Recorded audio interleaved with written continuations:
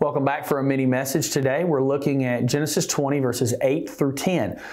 King Abimelech has been warned by God not to sleep with Sarah, even though Abraham lied and said, "This is my sister," and according to the customs of the time, he could take her into his household.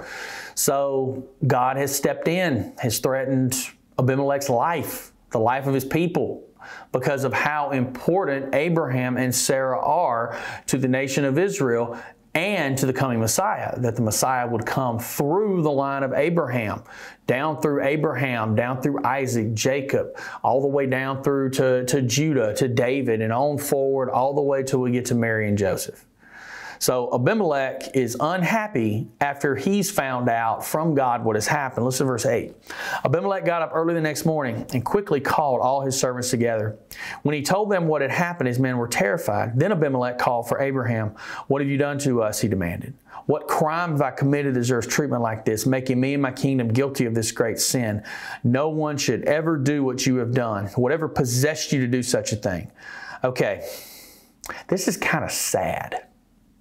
Here's Abimelech, a pagan king, and he is basically correcting Abraham. He's chastising Abraham. He's supposed to be the father of the Jewish nation, this great man of God, right? Father Abraham. When I was a kid, you used to sing that song of Father Abraham had many sons had Father Abraham. And we're all grafted onto the vine of Abraham because of Christ, if you know Jesus Christ. But here in the middle of this, here is a pagan king correcting him. It goes to show you something really important, that at any time, we're all susceptible to sin. We are all susceptible to fall. And when we don't pay attention to that, we are asking for trouble. When you don't understand that any of us can fall at any moment. That's why maintaining your relationship with the Lord through being in the Word, through prayer, through regular church attendance, through being in Bible study groups, through doing the things that are going to put the right things in front of you, through having the right kind of friendships and peers, no matter your age. It doesn't matter if you're 15 or 75. Having the right things in front of you every day is going to help guard your heart and guard your mind.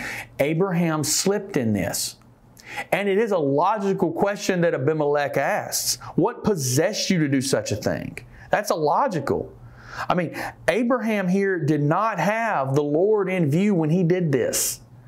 He had his own thoughts, his own mind, his own ideas, and he did not care about his faith and his trust in God in that moment.